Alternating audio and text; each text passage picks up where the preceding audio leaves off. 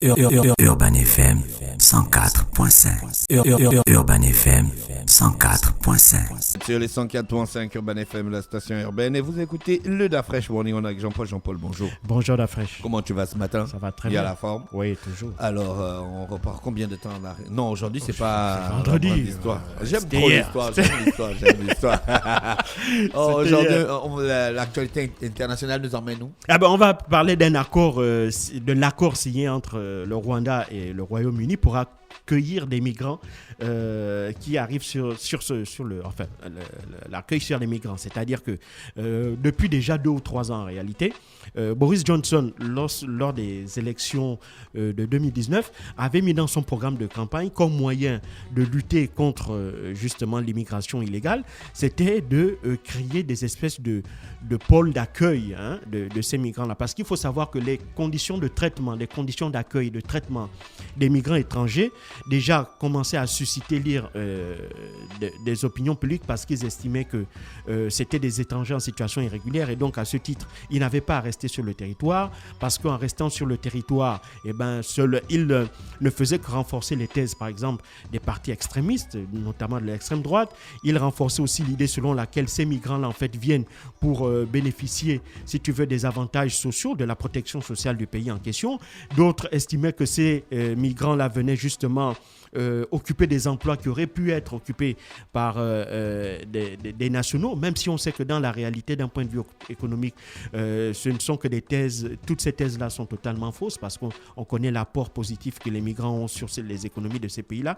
Mais pour Boris Johnson, donc, la solution était autre d'aller plus loin que les accords, par exemple, que l'Union européenne ont passé avec des pays tels que la Libye, la Tunisie ou encore le Maroc. C'est-à-dire des pays où des accords passés avec ces pays, selon lesquels ces pays-là devaient empêcher justement, par exemple, ces migrants de traverser la mer Méditerranée pour arriver en Europe. C'est ainsi qu'il existe des camps de migrants en Libye. C'est des endroits où on attrape les migrants et on les garde là de force. Alors ça s'apparente à des prisons, puisque les migrants qui sont dans ces camps-là sont privés de liberté. Ils n'ont pas le droit de sortir. Ils n'ont même pas le droit d'avoir l'opportunité de rebrousser chemin, c'est-à-dire repartir chez eux.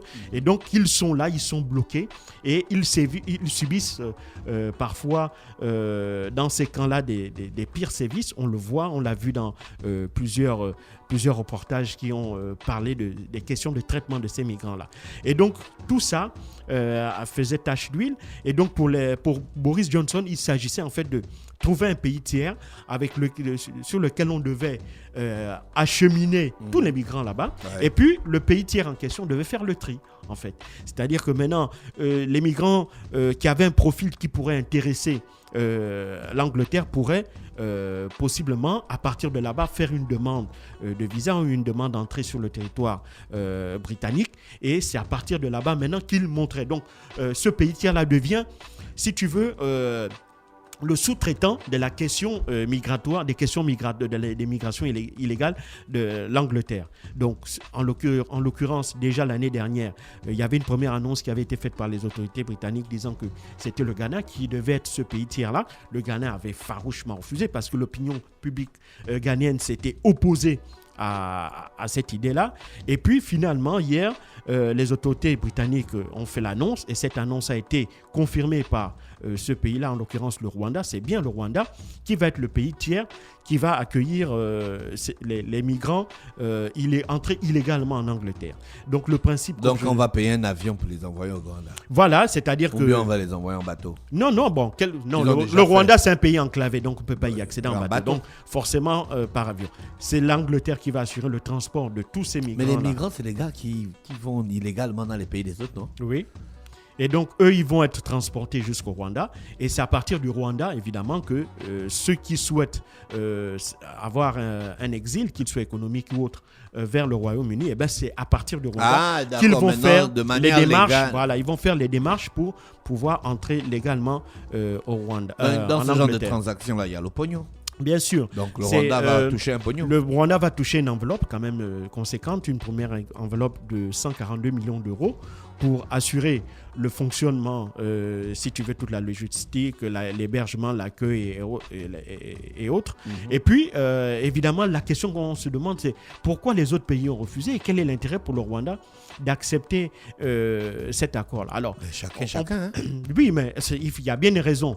Donc, on peut l'expliquer de 3 raisons. La première raison, c'est que le Rwanda, c'est un pays qui a aussi qui a une démographie pas suffisamment forte selon les autorités rwandaises, et donc l'arrivée sur le sol de ces migrants-là peut leur permettre aussi d'un point de vue économique de renforcer la démographie. Ça, c'est la première chose, et cela aussi tient compte, si tu veux, de la culture d'accueil des autorités rwandaises aujourd'hui. Il faut comprendre que si vous prenez le président Kagame, la plupart des membres du gouvernement, la plupart des hauts fonctionnaires et même la plupart des officiers des forces de sécurité et de défense, ce sont des gens qui pour la plupart ne sont pas nés au Rwanda, ils sont nés à l'extérieur, ils ont grandi à l'extérieur. Paul Kagame, par exemple, a grandi en Ouganda. Ses parents, Tutsi, avaient fui la répression des différents régimes Hutus du Rwanda. Et donc, ce gouvernement tient à cœur à vouloir aider des personnes qui sont en difficulté, des personnes qui sont en situation d'exil. Ça, c'est c'est cela qui explique peut-être le fait que le Rwanda a été un peu plus ouvert à cette proposition. Et puis, la deuxième chose, le Rwanda, comme je l'ai dit, veut renforcer sa démographie parce que parmi ces migrants-là, il y a forcément des gens qui auront des profils qui seront intéressants pour le Rwanda. Et donc, l'un des objectifs pour le Rwanda affiché, c'est qu'il y aura 2 types de cas dans les tris. Il y aura même 3 types de cas. Il y aura un premier type de profil qui lui intéresserait peut-être le Royaume-Uni, et ceux-là iront s'installer en Angleterre. Le deuxième type de profil, c'est le profil de gens qui pourraient rester au Rwanda. D'accord ? Ils peuvent rester au Rwanda, même s'ils n'ont pas de qualification, ils peuvent, ce centre là-bas leur offrir des formations, et donc une fois formés, ils pourront rester au Rwanda. Là, ils pourraient participer au développement économique du Rwanda. Et puis, la troisième vague, qui à mon avis sera la plus petite vague, la plus petite partie, ce sera ceux qui vont décider de repartir vers leur pays d'origine. Donc, ce sont ces 3 types de migrants que l'on va voir. Et donc, pour le Rwanda, c'est une opportunité parce qu'évidemment, la richesse, les ressources humaines constituent une richesse, et eux, ils veulent capitaliser sur cette richesse des ressources humaines là, indépendamment de tout ce que l'on pourrait dire sur les profils des migrants qui pourraient amener l'insécurité et autres. On sait en général que la plupart des migrants, lorsqu'ils vont dans des pays étrangers, ils essaient de s'adapter, ils essaient de se conformer aux lois de ces pays-là. Et donc, il y a une très petite minorité qui peuvent se donner à des trafics ou à des activités illégales. Et donc, pour le Rwanda, il y a un bénéfice à en tirer, et ils espèrent d'abord financier, parce que, évidemment, le Royaume-Uni va leur apporter des fonds. Et puis, deuxièmement, ils pourront, à travers les différents profils de migrants qu'ils vont acquérir sur leur territoire, garder ceux qui pourront rester et participer ainsi au développement du Rwanda. Ça, c'est évidemment la position officielle du gouvernement rwandais. C'est tout à fait inédit, même si cet accord a été évidemment dénoncé par beaucoup d'organisations, mais malheureusement, la question migratoire est devenue tellement essentiel dans les politiques intérieures des pays occidentaux qu'ils sont obligés de trouver des solutions qui parfois dépassent l'entendement en termes de principes que l'on a toujours véhiculés sur les droits de l'homme, sur le principe d'accueillir un étranger si celui-ci, par exemple, fuit la persécution, fuit la guerre, fuit la famine, donc les migrants économiques et autres. Et donc, malgré cela, enfin, à cause de cela, maintenant, les opinions publiques des pays occidentaux ne veulent plus accueillir de migrants, ou sont de moins en moins, ils sont de plus en plus réticents à accueillir des étrangers. Le cas des Ukrainiens, c'est un cas exceptionnel parce qu'ils estiment que ce sont des Européens comme eux et ils subissent une invasion. Mais pour les autres populations, pour les autres nationalités, ils sont de moins en moins d'accord avec l'idée d'accueillir ces migrants sur leur territoire là. Et donc, ils sont obligés de trouver des stratagèmes. On a vu par exemple aux États-Unis la création de camps de migrants à la frontière entre les États-Unis et le Mexique. On a vu aussi toujours aux États-Unis sous Donald Trump la création de ce mur-là. Il faut savoir savoir que les camps de migrants n'ont toujours pas été fermés sous Joe Biden et ils ne le seront certainement pas parce que l'hostilité des Américains qui vivent dans ces États frontaliers du Mexique et qui subissent les effets de cette migration illégale qui passe du Mexique, parce qu'il n'y a pas que les Mexicains. Il y a toutes les populations qui sont originaires d'Amérique centrale, le Honduras, le Nicaragua, le Panama, etc.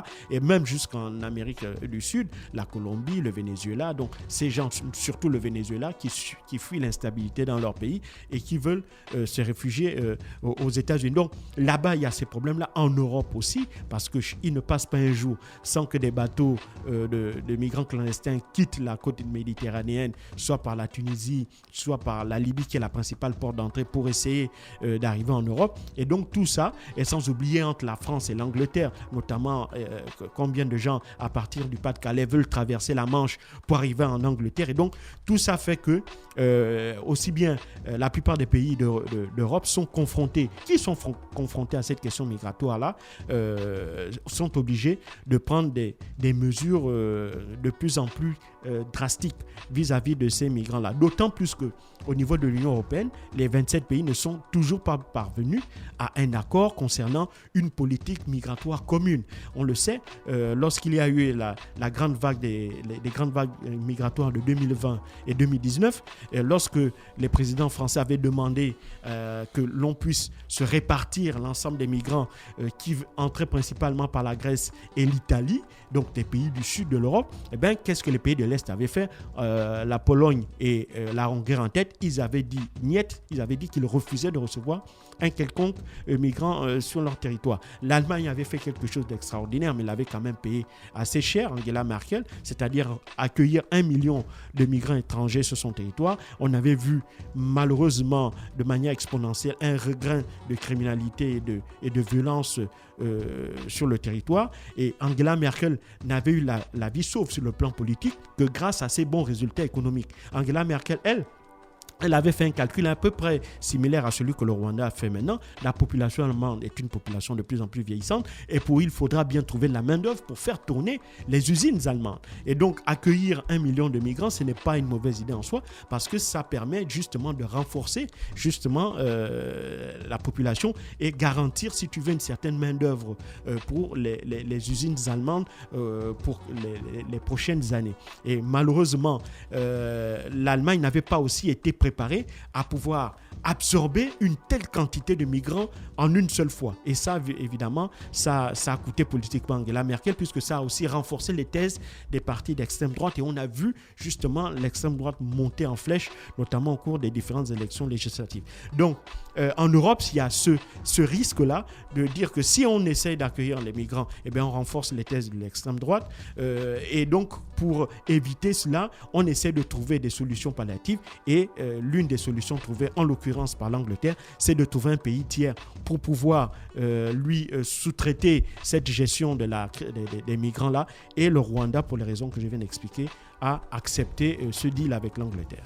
Merci Jean-Paul avec nous ce matin sur les 104.5 Urban FM, la station urbaine pour l'actualité internationale. Merci à tous les auditeurs bien connectés. On fait un tour en musique et on se retrouve juste derrière. Urban FM 104.5.